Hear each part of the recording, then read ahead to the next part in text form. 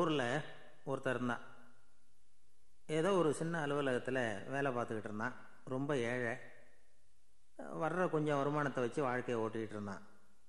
ஒரு நாள் தெரு வழியாக அவன் நடந்து வந்துக்கிட்டு இருக்கிறான். தெருவில் ஒரு காசு கிடந்தது. அதை பார்த்துட்டான். அது குனிஞ்சு எடுத்தான். அது ஒரு பழங்கால காசு. அந்த காசு நடுவில் ஒரு துளை இருந்தது. அதாவது துளையிட்ட நாணயம். பழங்காலத்தில் புழக்கத்தில் இருந்த ஒரு நாணயம் அது. துளையிட்ட நாணயம் கிடச்சிதுன்னா ரொம்ப நல்லது, அது அதிர்ஷ்டம் அப்படின்னு ஒரு நம்பிக்கை உண்டு. இவன் கையில் அது கிடைச்சதும் ரொம்ப சந்தோஷப்பட்டான். இனிமேல் என்னுடைய கஷ்டம்லாம் தீரப்போகுது, அதிர்ஷ்டம் என்னை தேடி வரும், நான் பணக்காரன் ஆகிடுவேன் அப்படின்னு சொல்லிக்கிட்டு அந்த காசை தன்னுடைய கோட்டு பையில் பத்திரமா போட்டு வச்சுக்கிட்டான். அடிக்கடி அதை தொட்டு பார்த்துக்கிறது உண்டு, வெளியில் எடுக்க மாட்டான். இப்படியே கொஞ்ச காலம் ஆச்சு. அதுக்கப்புறம் என்னாச்சு தெரியுமா? நிஜமாகவே அதிர்ஷ்டம் அவனை தேடி வர ஆரம்பிச்சுட்டுது. செல்வம் வந்து குவிஞ்சுது. பணம், பதவி, புகழ் எல்லாம் வந்து சேர்ந்தது. சமூகத்தில் அவன் ஒரு பெரிய மனுஷன் ஆகிட்டான். எல்லாரும் அவனை பாராட்டினாங்க. அவன் எதை தொட்டாலும் வெற்றி, எல்லாம் அந்த காசோட மகிமை அப்படின்னு அவன் மனசுக்குள்ளே நினச்சிக்கிட்டான். தினமும் காலையில் அந்த கோட்டை போட்டுக்கிட்டு தான் வெளியில் கிளம்புவான். புறப்படுறதுக்கு முன்னாடி கோட்டு பாக்கெட்டை தொட்டு பார்த்துக்குவான், உள்ளே காசு இருக்கா அப்படிங்கிறத உறுதிப்படுத்திக்குவான். அதுக்கப்புறம் தான் வெளியில் கிளம்புவான்.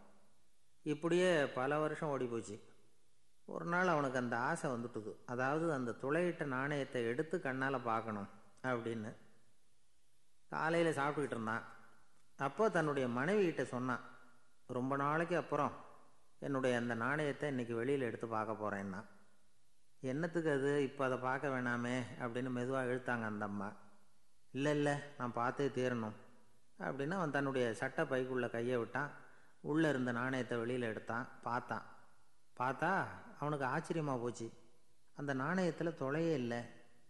என்ன ஆச்சு அப்படின்னு சொல்லி அவன் ரொம்ப குழம்பி போயிட்டான். இப்போ அந்த அம்மா சொன்னாங்க, நான் தான் ஒரு நாள் உங்கள் கோட்டு ரொம்பவும் தூசியாக இருக்கேன்னு சொல்லி அதை ஜன்னலுக்கு வெளியில் உதறினேன். உள்ளே இருந்த அந்த காசு அப்போ எனக்கு தெரியாது, ஞாபகத்தில் இல்லை. அது தெருவில் விழுந்துட்டது போல இருக்கு. அதுக்கப்புறம் எவ்வளவோ தேடி பார்த்தேன், கிடைக்கல. அதுக்குள்ளே அதை யாரோ எடுத்துகிட்டு போயிட்டாங்க போல இருக்கு. அது இல்லைங்கிறது உங்களுக்கு தெரிஞ்சால் வருத்தமாக இருக்குமேங்கிறதுக்காக நான் தான் வேற ஒரு நாணயத்தை எடுத்து சட்டை பைக்குள்ளே வச்சுட்டேன் அப்படின்னு விவரத்தை சொன்னாங்க அந்த அம்மா. இது எப்போ நடந்ததுன்னு கேட்டான். உங்களுக்கு அந்த காசு கிடைச்சதே அன்னைக்கு மறுநாளே இது நடந்து போச்சு அப்படின்னாங்களாம். இதை கொஞ்சம் யோசனை பண்ணி பாருங்கள். அவனுக்கு அதிர்ஷ்டத்தை கொடுத்தது அந்த நாணயம் இல்லை, அவனுடைய நம்பிக்கை, அதாவது தன்னம்பிக்கை. அதுதான் வேலை செஞ்சிருக்கு. இதிலிருந்து நாம் தெரிஞ்சுக்க வேண்டியது என்னென்னா, வாழ்க்கையில் முன்னேற நினைக்கிறவங்களுக்கு தன்னம்பிக்கை ரொம்ப முக்கியம். அது இல்லைன்னா முன்னேற முடியாது. ஒருத்தன் சொன்னானா, நான் எப்போவுமே என்ன தான் சார் நம்புவேன், மற்றவங்கள நம்ப மாட்டேன். நேற்றுக்கு பாருங்கள், திடீர்னு 10 பேர் என்னை அடிக்க வந்துட்டாங்க, நான் ஒருத்தனாகவே அதை சமாளித்தேன் அப்படின்றான் ரொம்ப பெருமையாக. அது எப்படின்னு கேட்டாங்களாம். ஒரே ஓட்டமாக அங்கேருந்து ஓடி வந்துட்டேன் அப்படின்னா. தினமும் யாராவது ஒருத்தருக்கு ஏதாவது கொடுக்கலன்னா அவருக்கு தூக்கம் வராது, அப்படி ஒரு பழக்கம். அது மட்டும் இல்லை, அவர் கொடுக்கறது அடுத்தவங்களுக்கு தெரியாது, அவ்வளவு ரகசியமாக அதை கொடுப்பார். வலது கை கொடுக்கறது இடது கைக்கு தெரியக்கூடாதுன்னு சொல்லுவாங்கள்ல, அது மாதிரி அவர். ஒரு நாள் ராத்திரி அவர் ஏற்கனவே தயாராக கட்டி வச்சுருந்த பணம் முடிச்ச கையில் எடுத்துக்கிட்டு வீட்டை விட்டு வெளியில் வந்தார். தெருவில் இறங்கி நடந்தார். இன்றைக்கி யாருக்கு தர்மம் செய்கிறது அப்படின்னு யோசனை பண்ணிக்கிட்டே இருட்டில் நடந்து வந்துக்கிட்டு இருக்கிறார். யாரோ ஒருத்தர் எதிரில் வர்றது மாதிரி தெரிஞ்சுது. உடனே அவர் கிட்ட போனார். தன்கிட்ட இருந்த பணம் முடிச்ச அவசரமாக அவர் கையில் திணிச்சுட்டு திரும்பி வந்துட்டார். அப்பாடா, ஒரு வழியாக யாருக்கும் தெரியாமல் இன்றைக்கி தர்மம் பண்ணியாச்சு அப்படிங்கிற மகிழ்ச்சி, மன நிறைவு அவர் முகத்தில். நிம்மதியாக தூங்கினார். அப்புறம் எழுந்திரிச்சார். மறுநாள் காலையில் ஊர் பூரா ஒரே பேச்சு.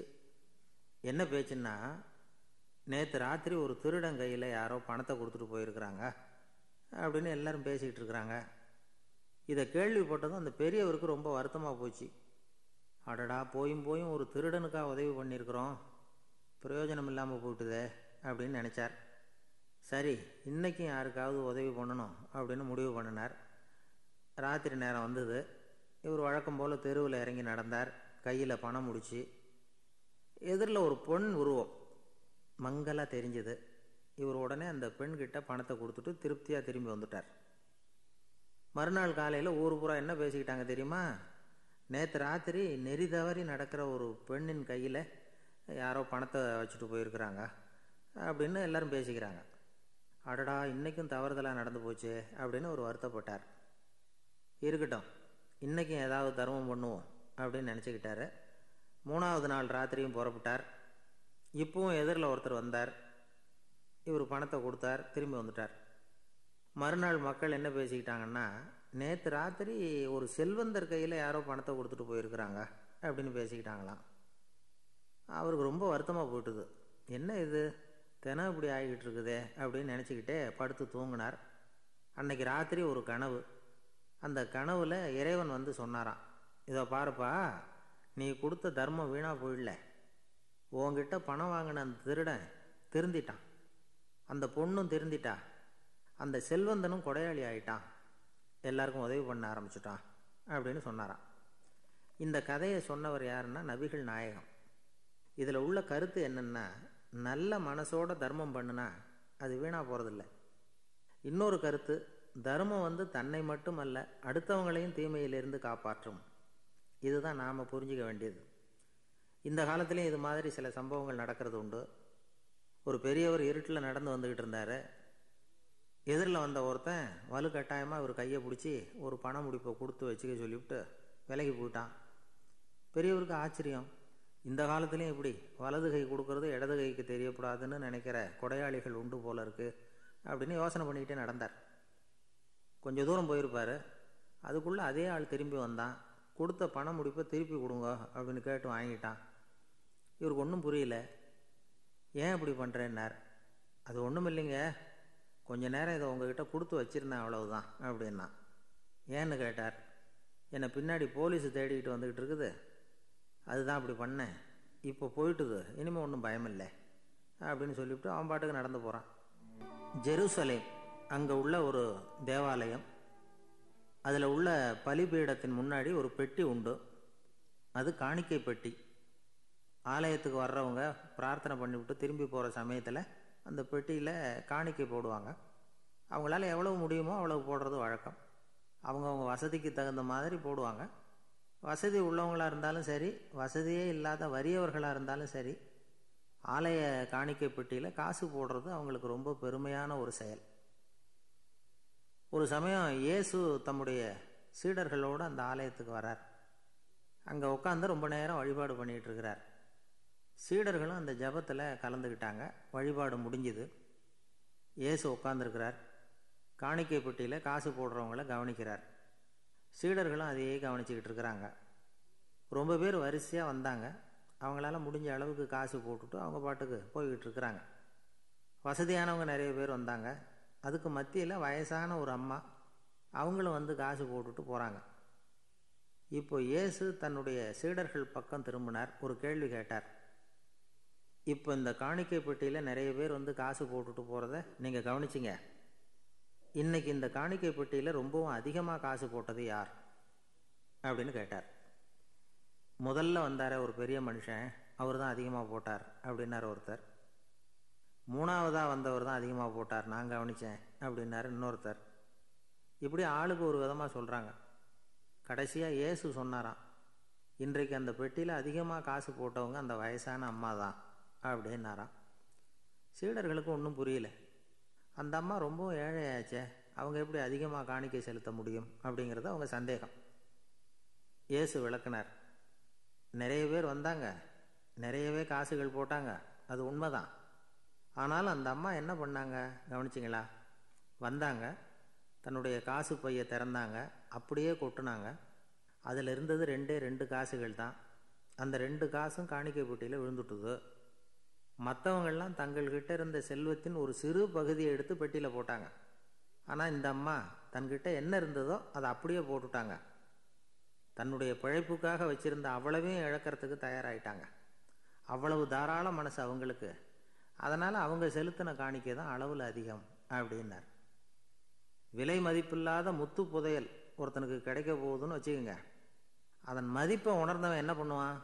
அதை அடையிறதுக்காக தன்கிட்ட இருக்கிற எதையும் கொடுக்கறதுக்கு தயாராக இருப்பான் இல்லையா? அது மாதிரி தான் இதுவும் அப்படின்னார். உலக மதிப்பீடுகளை துரும்பா தூசியாக மதித்து அதையெல்லாம் உதறி விடுகிறவன் இறையருள் அப்படிங்கிற இணையில்லாத செல்வத்தை பெறுகிறான் அப்படிங்கிறது இதில் உள்ள கருத்து. இறைவனுக்காக இழப்பதுன்னா துன்பப்படுகிறவர்களுக்காக, ஏழைகளுக்காக, ஏதுமற்றவர்களுக்காக இழப்பது அப்படின்னு அர்த்தம். உங்கள் அயலானுக்கு நீங்கள் என்ன உதவி செய்தாலும் அதை எனக்கே செய்கிறீர்கள் அப்படின்னு இயேசு சொல்லியிருக்கிறார். அடுத்தவங்களுக்கு உதவணுங்கிற குணம் இன்னைக்கு ரொம்ப குறைஞ்சி போச்சு. ஒருத்தன் வாழைப்பழத்தோல் வழுக்கி கீழே விழுந்துட்டான். பக்கத்தில் இருந்த நண்பன் உடனே இவனை தூக்கிக்கிட்டு போய் ஆஸ்பத்திரியில் சேர்த்துட்டான். அதுக்கப்புறம் சொன்னான், நீ அந்த வாழைப்பழத்தோலில் காலை வைக்க போகிறத முன்னாடியே நான் கவனிச்சுட்டேன் அப்படின்னானா. அப்படின்னா அப்போவே நீ எனக்கு உதவி செஞ்சுருக்கலாமே அப்படின்னானா அவன். நான் டாக்டருக்கு உதவலாம்னு நினச்சிட்டேன் அப்படின்னா இவன். ஒரு பெரிய குடும்பத்தில் பிறந்தவர். இருக்கிற சொத்துக்கள் எல்லாத்தையும் வாரி வழங்கிவிட்டு காட்டுக்கு புறப்பட்டார் தவம் செய்யறதுக்காக. இருந்தது பூராவும் கொடுத்துட்டார். இனிமேல் எதுவுமே இல்லை கொடுக்கறதுக்கு. அப்போ கடைசியாக ஒருத்தன் வந்து கையை நீட்டினானா, ஐயா ஏதாவது கொடுங்கன்றிருக்கான். அவர் பார்த்தார், கட்டியிருக்கிற வேட்டியை தவிர வேறு எதுவுமே இல்லை. 8 முழம் பட்டு வேட்டி, ஜரிகை கரையோடு இருக்குது. கடைசியாக அதை தான் எடுத்துக்கிட்டு அவர் புறப்பட்டுருக்கார். அவர் பார்த்தார், எதிரில் அவன் பரிதாபமாக நின்றுட்டு இருக்கிறான். அந்த 8 முழ வேட்டியை 2ஆக கிழிச்சார். 4 முழத்தை அவங்ககிட்ட கொடுத்தாரு. மீதி 4 முழத்தை தன்னுடைய இடுப்பில் கட்டிக்கிட்டு அவர் காட்டுக்கு போயிட்டார். இவன் என்ன பண்ணான் தெரியுமா? கையில் கிடைச்ச 4 முழத்தை எடுத்துக்கிட்டு கடை வீதிக்கு போனான். பழைய பட்டு வேட்டி, ஜருகை இதையெல்லாம் விலைக்கு வாங்குகிற வணிகர் ஒருத்தர் இருக்கார். அவர்கிட்ட போனான். இதை விலைக்கு எடுத்துக்கிறீங்களா அப்படின்னு கேட்டிருக்கான். அவர் வாங்கி பார்த்துருக்கார். ஆஹா, இது ரொம்ப அருமையான வேட்டி, விலை உயர்ந்த ஜருகை, இது ஏது உனக்கு அப்படின்னு கேட்டாரான். அவன் நடந்தது சொல்லியிருக்கான். அப்படின்னா ஒன்று செய்ய, இந்த வேட்டியோட இன்னொரு பாதியையும் மெதுவாக வாங்கிட்டு வந்துடு, உனக்கு நிறைய பணம் தர்றேன் அப்படின்னாரான் அந்த வணிகர். இவன் கொஞ்சம் யோசனை பண்ணி பார்த்தான். கொஞ்சம் இருங்க, தான் வந்துவிடுறேன் அப்படின்னு சொல்லிவிட்டு நேராக காட்டுக்கு போனான். அவர் எங்கே இருக்காருன்னு தேடி கண்டுபிடிச்சான். அவர் ஒரு இடத்துல தவக்கோலத்தில் இருக்கிறார். கட்டியிருந்த இடவேட்டியும் அவர் அறியாமல் நழுவி கீழே விழுந்து கிடக்குது. இவனுக்கு ரொம்ப வசதியாக போச்சு. அவரை கேட்க வேண்டிய அவசியமே இல்லை. மெதுவாக சத்தம் போடாமல் அடி மேலே அடி வச்சு நெருங்கினான். அவர் கண்ணை மூடிக்கிட்டு அவர் பாட்டுக்கு நின்றுட்டு இருக்கிறார். இவன் மெதுவாக போய் கீழே கிடந்த அந்த துணியை எடுத்துக்கிட்டு சத்தம் போடாமல் திரும்பி நடந்தான். ஒரு 2-3 அடி எடுத்து வச்சுருப்பான். அப்படி ஓட ஆரம்பிக்கிற சமயத்தில் அவன் காலில் கீழே கிடந்த முள் ஒன்று நறுக்குன்னு தைச்சி விட்டுது. வலி தாங்க முடியாமல் அம்மான்னு கத்தியிருக்கான். இந்த சத்தத்தினால கண்ணை மூடி நின்றுக்கிட்டு இருந்த அவரோட தவம் கலைஞ்சது. மெல்ல கண்ணை திறந்து பார்க்குறார். தன் இடையில இருந்த வேட்டி அவன் கையில் இருக்குது. இப்போ அவர் நினைக்கிறார், என்ன நினைக்கிறாருன்னா, இந்த வேட்டி மீது நான் வைத்த ஆசையல்லவா அவனை திருடனாக ஆக்கிவிட்டது அப்படின்னு நினச்சாரான். இந்த வேட்டி மேலே நாம் வச்ச ஆசை அவனை திருடும்படி ஆக்கிவிட்டதே அப்படின்னு நினச்சாரான். இது எப்பேற்பட்ட மனநிலை அப்படிங்கிறத கொஞ்சம் யோசனை பண்ணி பாருங்கள். தான் ஒரு பொருள் மேலே வச்ச பற்று இன்னொரு மனிதன் திருடனாக ஆகிறதுக்கு காரணமாயிட்டுதேன்னு நினைக்கிறார். அப்படி நினைச்ச அந்த பெரியவர் யார் தெரியுமா? அவர் தான் மகாவீரர். இழந்துட்டேங்கிறியே, நீ என்னத்தை கொண்டுகிட்டு வந்த எங்கே இழந்துடுறதுக்கு? நீ என்னத்தை உண்டாக்குன இது அழிஞ்சுட்டுதுன்னு சொல்கிறதுக்கு? இதுதான் அவருடைய சிந்தனை. இன்றைக்கு நம்ம சிந்தனையெல்லாம் வேறு மாதிரி இருக்குது. ஒருத்தன் நடுத்தெருவில் உட்காந்து அழுதுகிட்டு இருந்தான். அந்த வழியாக வந்தவர் ஒருத்தர், ஏன்பா அழறேன்னு கேட்டாரான். 5 ரூபா சார், இந்த இடத்துல விழுந்துட்டுது, ரொம்ப நேரமாக தேடுறேன், கிடைக்காது போல இருக்கு அப்படின்னு சொல்லிவிட்டு அழறான். எப்போ தொலைஞ்சதுன்னு கேட்டாரான் அவர். அது எனக்கு தெரியாது சார், பணத்தை தொலைச்சவன் தேடி பார்த்துட்டு போயிட்டான், நான் அவனுக்கு பின்னாடி தேட வந்தவன் அப்படின்னு நானா. இந்த உலகத்தில் தான் மட்டும் வாழ்ந்தா போதும் அப்படின்னு நினைக்கிறவங்க உண்டு. தானும் வாழணும், அடுத்தவங்களும் வாழணும் அப்படின்னு நினைக்கிறவங்களும் உண்டு. முதல்ல சொன்ன வகையை சேர்ந்த மனிதர்கள் எப்படி தெரியுமா? எப்படியாவது தான் மட்டும் வாழ்ந்தால் போதுங்கிற நினைப்பு தான் எப்பவும் அவங்களுக்கு இருக்கும். தங்களுடைய வளர்ச்சிக்கு எது தடையாக இருந்தாலும் சரி, யார் தடையாக இருந்தாலும் சரி, அதை அழிச்சுட்டு தான் மறுவேலை பார்ப்பாங்க. அவங்களெலாம் பாவ காரியங்களுக்கு தயங்கிறதே இல்லை. அப்படிப்பட்ட வாழ்க்கை அவங்களுக்கே இடைஞ்சலாக அமைஞ்சு விடுறது உண்டு. அதை விளக்கிறதுக்கு ஒரு கதையும் உண்டு. ஒரு ஊரில் அப்படிப்பட்ட ஆள் ஒருத்தன் இருந்திருக்கான். நிறைய பாவங்களை செஞ்சவன். அதன் காரணமாக நரகப்படுகுழியில் விழுந்துட்டான். நரகப்படுகுழிங்கிறது ஒரு பெரிய கிணறு மாதிரி. ஏற்கனவே பாவம் செஞ்சவங்க நிறைய பேர் அதில் விழுந்து கிடக்குறாங்க. உள்ளே ஏகப்பட்ட சத்தம், எல்லாம் அந்த பாவாத்மாக்கள் போடுற சத்தம். இப்போ விழுந்தானே, இவனும் சத்தம் போட்டான். இவன் போடுற சத்தம் கொஞ்சம் அதிகமாக கேட்டுது. இந்த கிணத்துக்கு பக்கத்தில் புத்தர் உட்காந்துருக்கிறார். அவர் காதில் இவன் போடுற சத்தம் விழுந்தது. உடனே அந்த கிணத்தடிக்கு போனார். குனிஞ்சு பார்த்தார். சாமி என்னை காப்பாற்றுங்க அப்படின்னு கத்தனான் இவன். புத்தர் அவனை கொஞ்சம் கவனித்து பார்த்தார். மனித சமுதாயத்துக்கு அவன் என்னென்ன கெடுதல் பண்ணியிருக்கிறாங்கிற விவரமெல்லாம் அவர் மனக்கண்ணில் தெரிஞ்சது.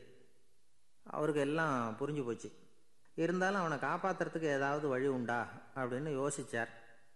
அவன் தன்னுடைய வாழ்நாளில் ஏதாவது நல்லது செஞ்சுருக்கானா அப்படின்னு பார்த்தார். ஒரே ஒரு சமயம் அவன் தன்னுடைய காலடியில் மிதிபட இருந்த சிலந்தியை மிதிக்காமல் தாண்டி போயிருக்கிறான். இந்த ஒரு காரியத்துக்காக அவனை கரையேற்ற முடியுமா அப்படின்னு நினச்சார். அவ்வளவுதான். உடனே அவர் கையில் ஒரு சிலந்தி வந்து உட்காந்து தான். அதுகிட்ட இருந்து நூல் இழை வெளிவர ஆரம்பிச்சிது. அந்த நூல் இழை கிணற்று ஆழம் வரைக்கும் அப்படியே நீண்டுக்கிட்டே போச்சான். புத்தர் பார்த்தார். இந்த நூலை பிடிச்சிக்கிட்டு மேலே ஏறி வா அப்படின்னார். என்னங்க சொல்கிறீங்க, இந்த சிலந்தி நூல் என்ன தாங்குமான்னு கத்துனான். எல்லாம் தாங்கும், அதை பிடிச்சிக்கிட்டு ஏறி வா அப்படின்னார். சந்தேகத்தோடவே அவன் அந்த நூல் இழையை பிடிச்சி இழுத்து பார்த்தான். ரொம்ப வலுவாக இருந்தது. அவனுக்கு ஆச்சரியம். அதை பிடிச்சிக்கிட்டே மெதுவாக மேலே ஏறி வர ஆரம்பிச்சிட்டான். பாதி தூரம் ஏறி வந்திருப்பான். அப்போ அவன் காலுக்கு கீழே ஏதோ சத்தம். என்னன்னு குனிஞ்சு பார்க்குறான். கீழே கிடந்தவங்க சில பேரும் அந்த நூலை பிடிச்சி மேலே வந்துக்கிட்டு இருக்கிறாங்க. இவனுக்கு கோபம் வந்துட்டுது. தன்னுடைய இடுப்பில் வச்சுருந்த கத்தியை எடுத்து தன்னுடைய காலுக்கு கீழே நூல் இழையை அப்படியே வெட்டி விட்டுட்டான். இனிமேல் நாம் மட்டும்தான் மேலே ஏறி வந்துடணும் அப்படின்னு நினச்சிக்கிட்டான். ஆனால் நடந்தது என்ன தெரியுமா? மொத்த நூல் இழையும் அப்படியே அருந்து கீழே விழுந்துட்டுது. அவனும் பொத்துன்னு கீழே விழுந்துட்டான். மறுபடியும் கத்த ஆரம்பிச்சிட்டான். ஏற்கனவே அவன் செஞ்சிருந்த ஒரு சிறு கருணை அந்த நூல் இழைக்கு உறுதியை கொடுத்தது. இப்போ அவன் செஞ்ச பாவம் அந்த நூல் இழையை வலுவிழக்க செஞ்சுட்டுது. அடுத்தவங்களும் வாழணுங்கிற எண்ணம் அவனுக்கு இருந்திருந்தா இப்போ அவனும் கரையேறி வந்திருப்பான், மற்றவங்களும் சௌக்கியமாக வந்து சேர்ந்துருப்பாங்க. அதனால் நாமும் வாழணும், அடுத்தவங்களும் வாழணும் அப்படின்னு நினைக்கிறவன் வாழ்க்கையில் சீக்கிரம் முன்னுக்கு வந்துடுவான். ஒருத்தன் ஒரு டாக்டர்கிட்ட போனான். மருந்து வாங்கினான். வாங்கி கொண்டாந்து பேசாமல் வச்சுட்டான், சாப்பிடல. அப்புறம் எதுக்காகப்பா போய் அவர்கிட்ட மருந்து வாங்கினேன் அப்படின்னு கேட்டாங்க. டாக்டர் வாழணும் இல்லையா, அதனால தான் அப்படின்னா. அவர் கொடுத்த மருந்தை நீ ஏன் சாப்பிடல அப்புறம் அப்படின்னு கேட்டாங்க.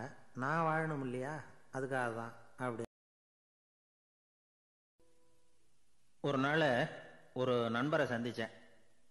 உங்கள் வீடு எதுன்னு உங்களுக்கு தெரியுமா சார்ன்னு. அவர் என்னை ஒரு மாதிரியாக பார்த்தார். அப்புறம் சொன்னார், தெரியும் அப்படின்னாரு. சரி, உங்கள் தொலைபேசி எண் உங்களுக்கு தெரியுமான்னு. அதுவும் தெரியும்னார். உங்கள் மனைவி மக்கள் யார் யாருன்னு உங்களுக்கு தெரியுமான்னு கேட்டேன். என்ன ஒரு மாதிரியாக பார்த்தார். அப்புறம் சொன்னார், அதுவும் தெரியும் சார் அப்படின்னார். சரி, நீங்கள் யாருன்னு உங்களுக்கு தெரியுமான்னு கேட்டேன். இப்போ தான் அவர் முழிக்க ஆரம்பித்தார். அவர் மட்டும் அப்படி இல்லை, நாம் எல்லாருமே அப்படி தான். எதிரில் நிற்கிறது யாருங்கிறது தெரியும், நாம் யாருன்னு நமக்கு தெரியாது. உண்மையிலேயே நாம் யார்? இந்த கேள்விக்கான பதிலை தான் வாழ்க்கை பூரா நாம் தேடிட்டு இருக்கிறோம். புத்தர் என்ன சொல்கிறாரு தெரியுமா? நீங்கள் கடவுளை பற்றி கவலைப்பட தேவையில்லை, உங்களை பற்றின கவலை உங்களுக்கு இருந்தால் போதும் அப்படிங்கிறார். நான் யார், எனக்கு ஏன் இந்த கவலை அப்படின்னு உங்களை நீங்களே கேட்டுக்குங்க அப்படிங்கிறார். நாம் ஏன் கடவுளை படைத்தோம்? அது ஒரு நழுவல் முயற்சியாம். அதாவது தன்னிடமிருந்து தானே தப்பிக்கிற ஒரு முயற்சியாம். இப்படி தான் அதை சொல்கிறாங்க அறிஞர்கள்லாம். மக்கள் பொய்யான பிரச்சனைகளில் ஆர்வமாக இருக்கிறாங்க. அதுக்கு தீர்வு காணவும் முயற்சி பண்ணுறாங்க. கடவுளை பற்றி விவாதிக்க எல்லாருக்கும் விருப்பம். தன்னுடைய சுயம் பற்றிய பிரஜையே இருக்கிறதில்ல.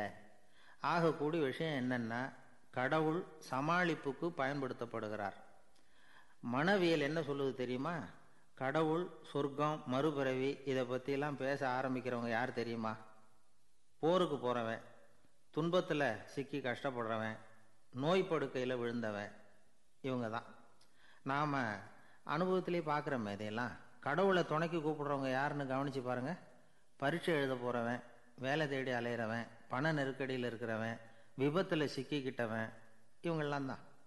தேர்வில் வெற்றி பெற்றதும் அவரை துணைக்கு கூப்பிடுறதில்ல, வேலை கிடைச்சதும் அவர் துணை தேவைப்படுறதில்ல. ஏன் இப்படி? கொஞ்சம் யோசனை பண்ணி பாருங்கள். துன்பம் வருகிற போது அந்த துன்பத்தை தவிர்க்க வேண்டிய நிலையில் அதிலிருந்து நழுவி போகிறதுக்காக பிரார்த்தனை தேவைப்படுது. எல்லாம் நல்லபடியாக நடக்கிறப்போ பிரார்த்தனை செய்கிறதில்ல. புத்தருடைய வழி என்ன தெரியுமா? அந்த வழியில் கடவுளும் கிடையாது, பிரார்த்தனையும் கிடையாது. புத்தர் செய்தது இதைத்தான். அதாவது கடவுள்கிட்ட இருந்து மனிதனையும் மனிதன்கிட்ட இருந்து கடவுளையும் அவர் விடுவித்தார். புத்த மதம் என்ன சொல்லுது தெரியுமா? கடவுள் பிரச்சனை அல்ல, மனிதன்தான் உண்மையான பிரச்சனை அப்படின்னு சொல்லுது. உங்களை நீங்க நல்லா தெரிஞ்சுக்கிட்டா போதும், நீங்களே கடவுள் ஆயிடுவீங்க அப்படிங்கிறது தான் புத்த மதம். அதனால நமக்கு தேவை உள்முக பயணம். நான் யார் அப்படிங்கிற கேள்வியோட உள்ள போகணும். அங்க போனாதான் தெரியும் நான் அப்படின்னு அங்க யாருமே இல்லைங்கிறது. இதெல்லாம் புத்தர் சொல்லுகிற ஒரு தத்துவம். தத்துவம்னு சொன்னாவே நமக்கெல்லாம் அதை புரிஞ்சுக்கிறது கஷ்டம்தான். நம்ம பொறுத்த வரைக்கும் தத்துவம்ங்கிறதுல 2 வகை உண்டு. ஒன்று தத்துவம், இன்னொன்று மகா தத்துவம். தத்துவம்னா என்ன தெரியுமா? கேட்குறவங்களுக்கு புரியப்படாது, அதுதான் தத்துவம். மகா தத்துவம் என்னன்னா சொல்றவங்களுக்கும் புரியப்படாது. அந்த வகையில் பார்த்தா இன்று ஒரு தகவலும் ஒரு மகா தத்துவம் தான். ஒரு ஆள் இருந்தான், கற்பனையிலேயே காலத்தை கடத்திக்கிட்டு இருந்தான். ஒரு நாள் ஒரு மரத்தடியில் உட்காந்துருந்தான். அவனுக்கு பசிக்கிற மாதிரி தெரிஞ்சுது. உடனே கற்பனையிலேயே சாப்பிட ஆரம்பிச்சிட்டான். அதாவது எதிரில் இலை போட்டு சாப்பாடு போடப்பட்டிருக்கிறதாகவும் அதை இவன் சாப்பிட்றதாகவும் நினச்சிக்கிட்டு கையை மட்டும் வாய்க்கும் தரைக்குமா அப்படியும் இப்படியும் கொண்டுகிட்டு போய் பாவனை பண்ணிகிட்டே இருக்கிறான். தூரத்தில் இருந்து பார்க்குறவங்களுக்கு இவன் ஏதோ பலமான விருந்து சாப்பிட்டுக்கிட்டு இருக்கிறான் அப்படின்னு தான் தோணும். அது மாதிரியே பண்ணிக்கிட்டு இருந்தான். அந்த வழியாக ஒரு சன்னியாசி வந்துக்கிட்டு இருந்தார். இவனை பார்த்தார். என்ன இவன் இப்படி பண்ணிகிட்டு இருக்கிறானே அப்படின்னு நினச்சாரு. கொஞ்ச நேரம் அவனையே உத்து பார்த்துக்கிட்டு இருந்தார். இவரை பார்த்ததும் அவன் இன்னமும் சுவாரஸ்யமாக சாப்பிட ஆரம்பிச்சுட்டான்.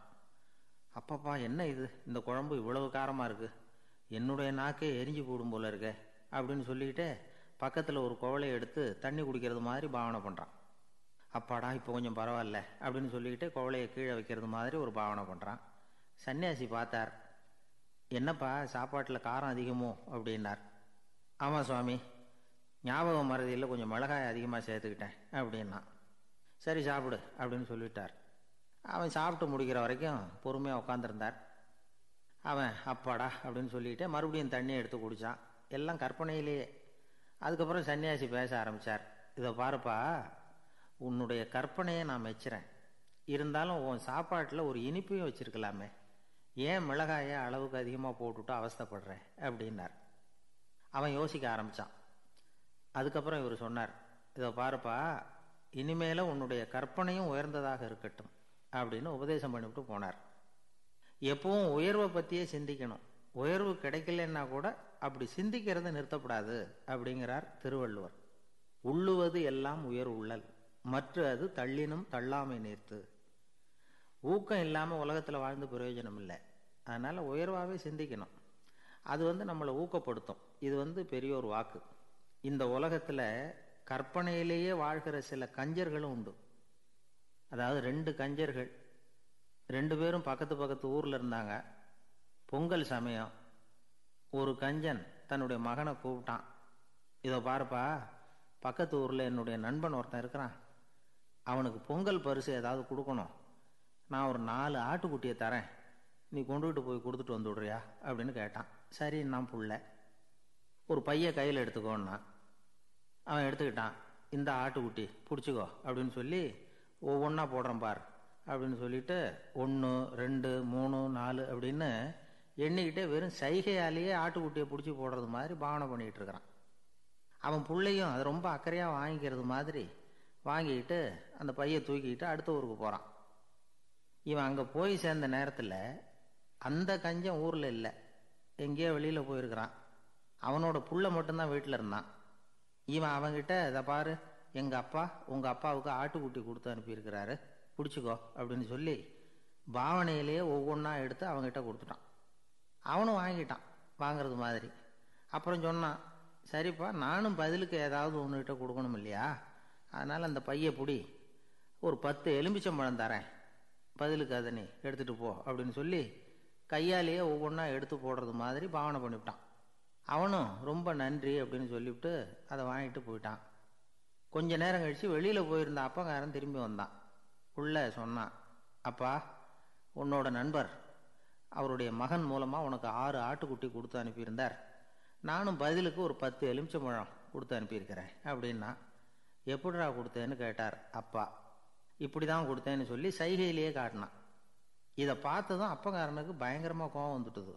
பலார்னு அரைஞ்சுட்டான் பையனை. ஏன்பா அரைஞ்ச? 10 எலுமிச்சம்பழம் கொடுத்துட்டேனே அப்படிங்கிறதுக்காகவா அப்படின்னு கேட்டான்.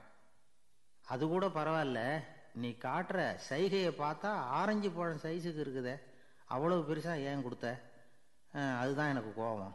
அப்படி ஒரு ஊரில் ஒரு சித்தர் இருந்தார், சூஃபி சித்தர். அவர் ஞானம் பெற்ற ஒரு சித்தர். ஒரு நாள் அந்த நாட்டு மன்னன் அவரை பார்க்கறதுக்காக வந்தான். என்ன வேணும் உனக்குன்னு கேட்டார்.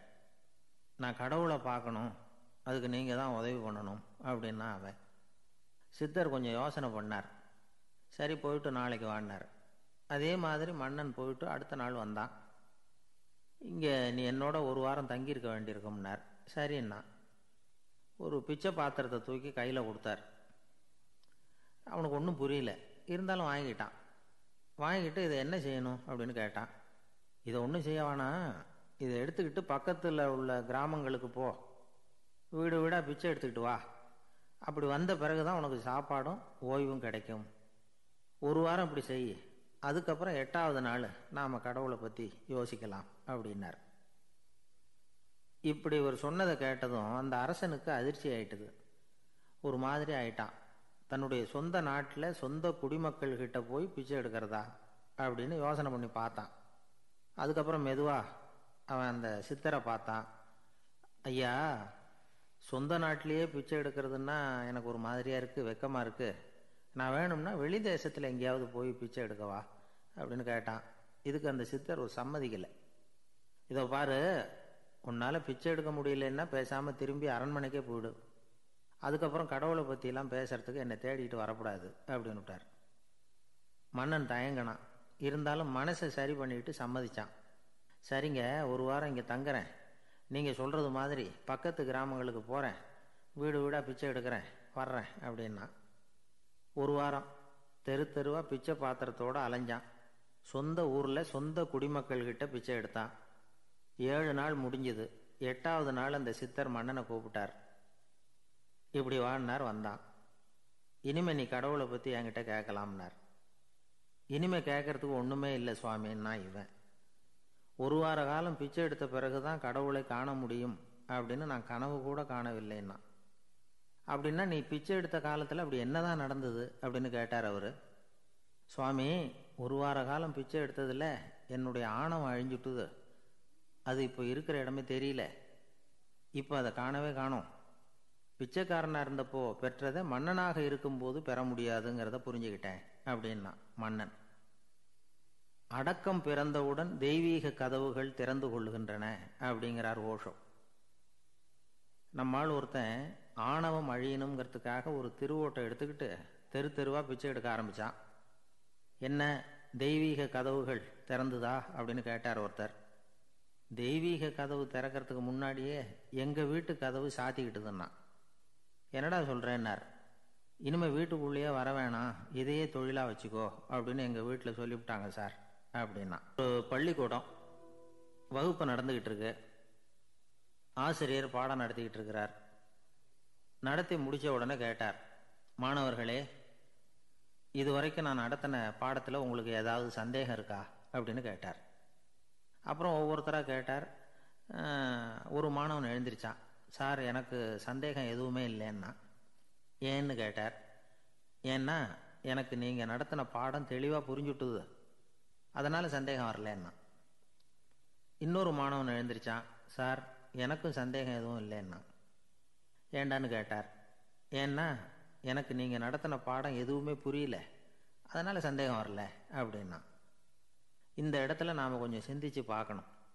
இந்த உலகத்தில் எல்லாம் புரிஞ்ச ஒருத்தனுக்கும் சந்தேகம் வராது, எதுவுமே புரியாத ஒருத்தனுக்கும் சந்தேகம் வராது. அறகுறையாக புரிஞ்சுக்கிட்டவன் இருக்கான் பாருங்க, அவனுக்கு தான் அடிக்கடி சந்தேகம் வரும். ஆக மாணவர்களை இந்த 3 வகையாக பிரிக்கலாம்.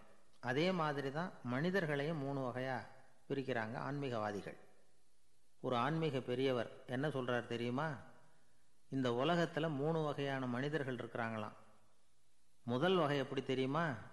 இவங்களுக்கு எதையும் தெரிஞ்சுக்கணுங்கிற அவசியமே கிடையாது. ஏன்னா அவங்களுக்கு எல்லாமும் தெரியும். இவங்க ஞானத்தின் முழு வடிவாக இருக்கிற காரணத்தினால அவங்களுக்கு எந்த சந்தேகமும் இல்லை, எந்த கேள்விகளும் கிடையாது. இந்த நிலையில் இருக்கிறவன் கிருஷ்ணன். எல்லாத்துக்கும் விடை தெரிஞ்சுக்கிட்ட நிலையில் அவன் விடையாக மாறிவிட்டான் அப்படின்னு சொல்லுவாங்க. ரெண்டாவது நிலையில் இருக்கிறவன் அர்ஜுனன். இவனுக்கு எப்போ பார்த்தாலும் கேள்விதான், சந்தேகம்தான். பதில் சொல்ல சொல்ல அவனுக்கு இருக்கிற சந்தேகமும் அதிகமாகிக்கிட்டே இருக்கும், குறையவே குறையாது. அர்ஜுனன் மாதிரி உள்ளவங்க எப்பவும் கேள்வி கேட்டுக்கிட்டே இருப்பாங்க. ஒரு கேள்விக்கு விடை கிடைச்சுட்டுன்னு வைங்க, உடனே இன்னொரு கேள்வி அவங்ககிட்ட இருந்து வரும். கிருஷ்ணனுடைய நிலை எப்படின்னா அது கேள்விகளே அற்ற ஒரு நிலை. அர்ஜுனனுடைய நிலை எப்படின்னா அது கேள்விகளை தவிர வேறு எதுவும் அற்ற ஒரு நிலை. இவங்களை தவிர இன்னொரு ஆள் இருக்கிறான், அவனுக்கும் கேள்விகள் அற்ற ஒரு நிலை தான். அவன் யாருன்னா துரியோதனன். இவனுக்கு தெரிஞ்சுக்கணுங்கிற எண்ணமே சுத்தமாக கிடையாது. ஆவலே இல்லைங்கிறதுனால அதை புரிஞ்சுக்கணுங்கிற அவசியமும் இல்லை. அதனால் அவனுக்கு கேள்விகள் அற்ற ஒரு நிலையில் அவன் இருந்துக்கிட்டு இருக்கிறான். எல்லா பதிலும் தெரிந்து கொண்ட நிலையில் கிருஷ்ணனும் கேள்விகள் அற்ற நிலையில் இருக்கிறான். தெரிஞ்சுக்கணுங்கிற ஆவலே இல்லாத துரியோதனனும் கேள்விகள் அற்ற நிலையிலே இருக்கிறான். இப்படியும் இல்லாமல் அப்படியும் இல்லாமல் ரெண்டும் கெட்டான் நிலையில் இருக்கிறானே, அவன் தான் அர்ஜுனன். அதனால் பெரியவங்கள்லாம் என்ன சொல்கிறாங்கன்னா, இந்த உலகத்தில் அர்ஜுனன்களாக இருக்கிறவங்க ஒன்று துரியோதனனாக மாறிடணும், இல்லைன்னா கிருஷ்ணனாக மாறிடணும். இதை தவிர வேறு வாய்ப்பு இல்லை. துரியோதனன் மாதிரி உள்ளது விலங்கு நிலை, கிருஷ்ணன் மாதிரி உள்ளது தெய்வ நிலை. அர்ஜுனன் விலங்காவும் ஆக முடியல, தெய்வமாகவும் ஆக முடியல. இப்படி ரெண்டும் கெட்டானா இருக்கிற வரைக்கும் இந்த கேள்விகளும் பிரச்சனைகளும் இருந்துக்கிட்டே தான் இருக்கும். இதுதான் பெரியவர்கள் சொல்லுகிற அனுபவ உண்மை. ஒரு ஆசிரியர் ரொம்பவும் விரிவாக விளக்கமாக பாடம் நடத்தின பிறகு, மாணவர்களே ஏதாவது சந்தேகம் இருந்தால் கேளுங்கன்னாராம். ஒரு மாணவன் எழுந்திரிச்சான். சார் எனக்கு ஒரு சந்தேகம்னா. என்னன்னு கேட்டார். இது வரைக்கும் என்ன பாடம் சார் நடத்துனீங்க அப்படின்னா அந்த பையன்.